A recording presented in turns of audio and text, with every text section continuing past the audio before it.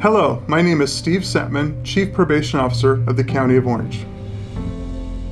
You're about to hear an amazing story of an individual's determination and perseverance that got him through the many struggles and challenges after growing up in a rough neighborhood, which ultimately landed him in the juvenile justice system.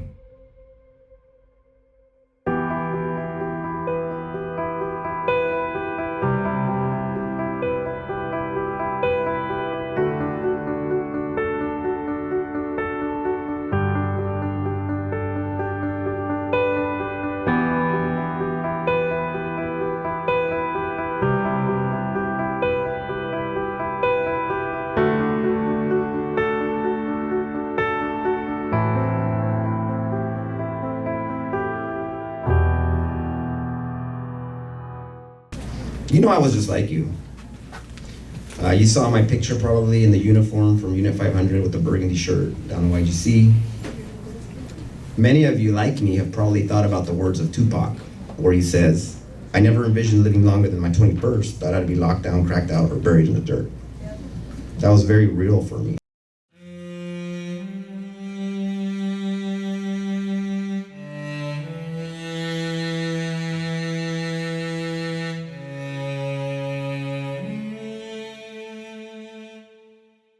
So my name is James Maciel. I'm currently a physician training in surgery at Harvard UCLA Medical Center. I grew up in Santa Ana, California. So my parents came here in the 70s, first generation immigrants from Mexico, with my two older brothers, Joe and Sergio. They basically set a foundation in Santa Ana. In some of the more rough parts, because poverty was something that was very real to them. Got into some trouble early on in life, which resulted in me spending some time here at the YGC. Rodriguez was at the time my counselor, my personal counselor, I guess you call him that. And so her impact, as I will share more later, was very instrumental into me kind of changing my life around. And so that's who I am, and that's the reason I'm here.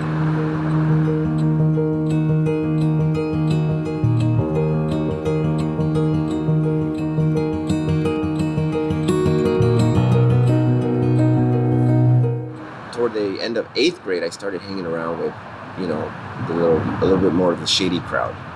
And I think a lot of it was me trying to find myself, in these individuals. So I really was, on my own most of the time. So with that comes a lack of leadership, mentorship, because you're kind of on your own, so you got to figure things out. I then graduated MacArthur, went to Saddleback High School, and that's when stuff went downhill. I didn't make it out of the first semester. I was expelled for vandalism, graffiti. And that's when over that summer, actually, between 8th grade and 9th grade is when I fell in with the tagging crew and started kind of messing around, ditching from school, experimenting with chemicals, i.e. drugs and things like that. And after that, everything went downhill. I went to Santa Ana High School. After that, after I got expelled, lasted a month there because there was quote unquote rival gangs there, so I wasn't welcome there. And then I went to Century also, and from Century High School, I didn't even last probably 45 days because it wasn't so much the gang activity there, it was that I was basically using substances a lot, and so partying a lot and just not going to school, and I just eventually kind of ended up taking the wrong route. Shortly thereafter, I got became more involved with illegal things, got more in trouble with the law. Eventually ended up here on a possession of a handgun charge, which was actually probably the hardest time of my life.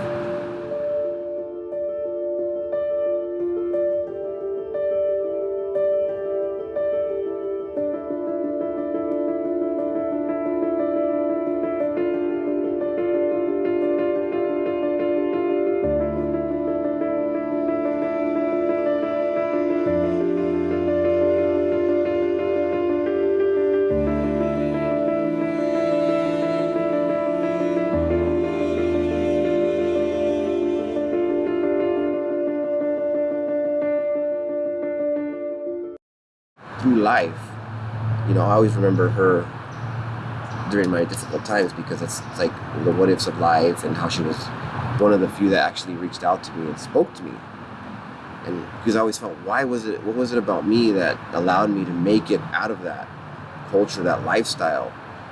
If I could put one finger on it, I mentioned that there was a lot of variables during my time at YGC. She was one of them, probably the main one. But we see it when we're here in our eyes. It's like, again, you're paranoid, you don't trust anyone.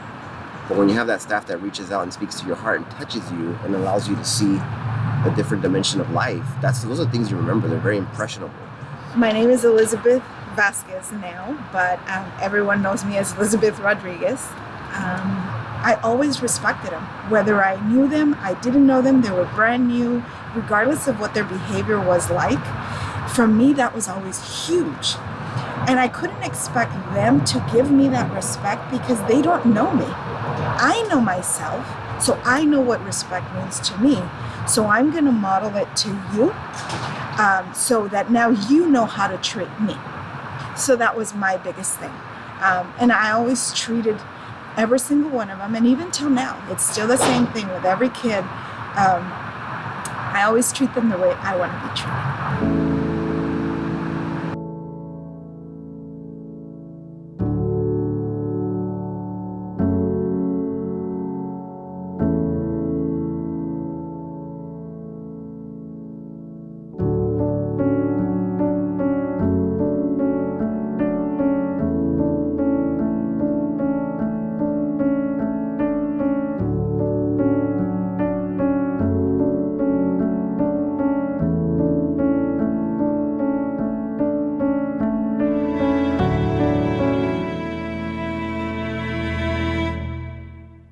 Now I see it, a way of seeing the person's center, the humanness, the broken spirit. Because now I remember, she was the one that was different with everybody. And that's what really, I think attracted a lot of us into coming to talk to her, because it was like, oh, she gets us. There's no judgment. It's not always going to be a pretty picture, but we can always learn from the good and the bad. And sometimes we learn more from the bad things than the good things. And somebody said just over the weekend, you have to be at your worst so that we can see your best. And if this is their worst, then God only knows how much more great things they can do, because this is their worst. So now we can work on what their best can be. And we see it. And I think this was a huge stepping stone for a turnaround in life when I left this place. It wasn't easy, but I was eventually able to, see the light and move forward in a positive direction.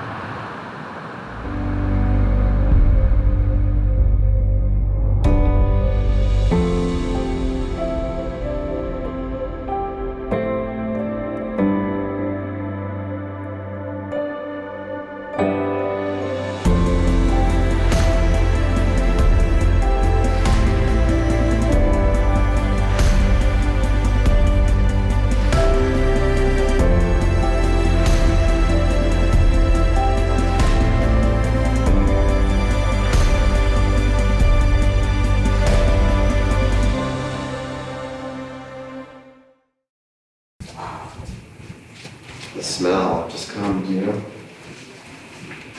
Saturday morning cleanup. The visions, yeah. The quietness, the loneliness, that feeling, that sensation of like there's more. Like this can't be it in life, But when you're that age, you don't really think that. You're just kind of in the zone. In fact, this is seen as somewhat acceptable as a norm. All the homies back home are gonna be like proud because I put time in, and it's almost a self-vicious cycle because you think you can sustain that until you end up doing something that puts you away for life, or gets you killed, or gets you paralyzed because you got shot, you were in the wrong place at the wrong time, Wow.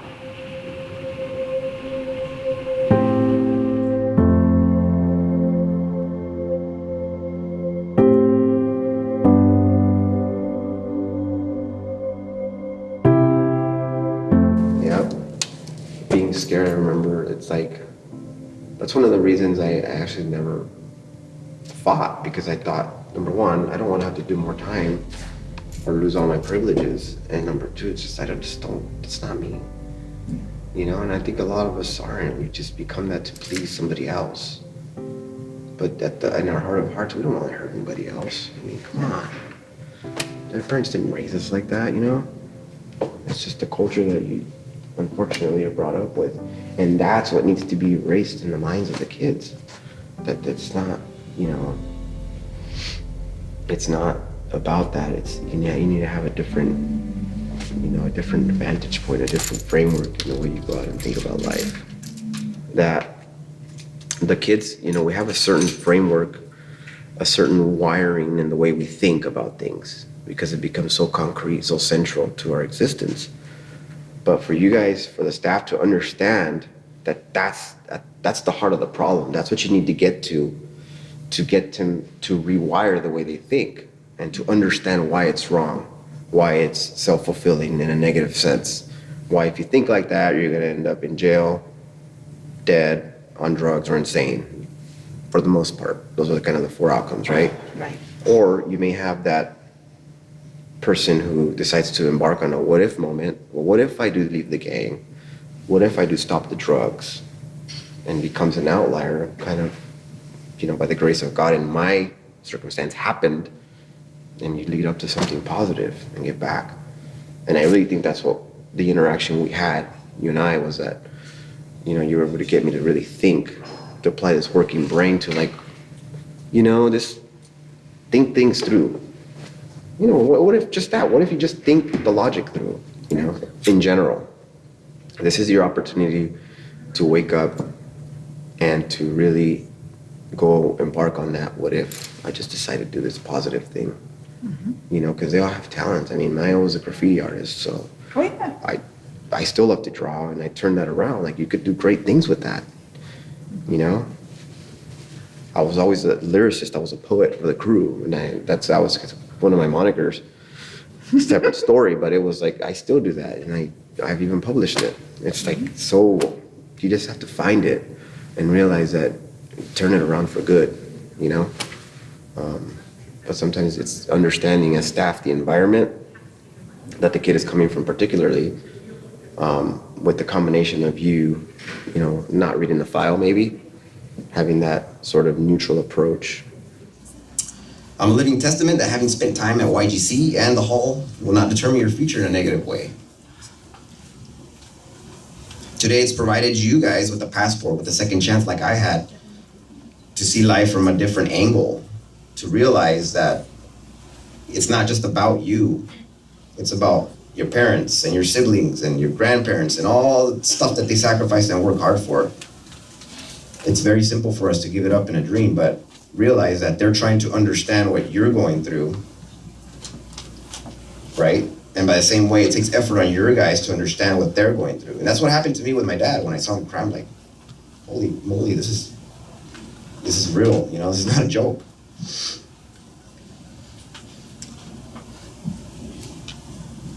Your time here has provided you guys, again, as I say, a passport to opportunity. There's a lot of resources that you can tap into and a lot of acquaintances and friends, okay? Please, please, please, I beg you, don't give up on your futures. Don't let the mistakes of your past destroy your dreams. Have hope, have faith, believe, and most importantly, take action and control of your life. Your parents expect no less.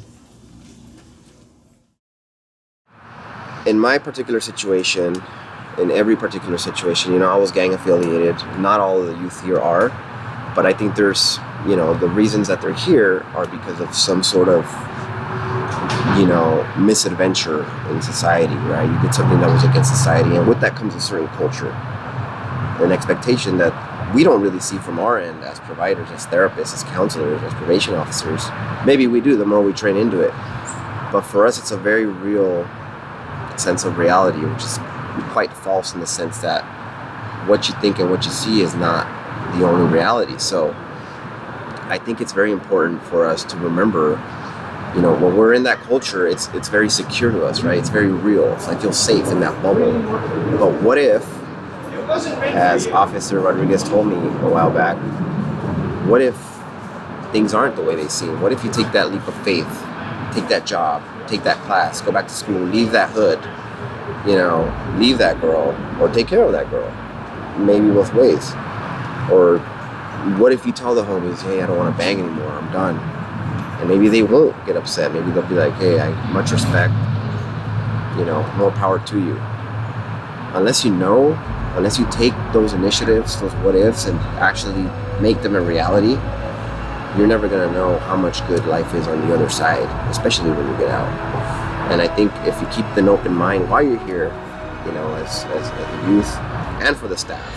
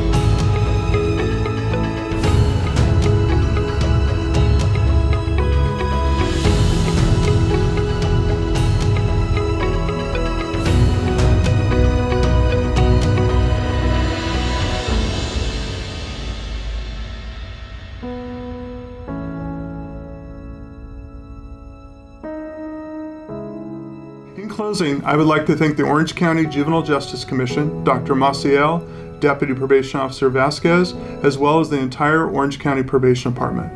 As Dr. Maciel reminded us, that a youth's experiences should not determine their future. They must have hope, believe in themselves, and take the necessary action for the change within themselves.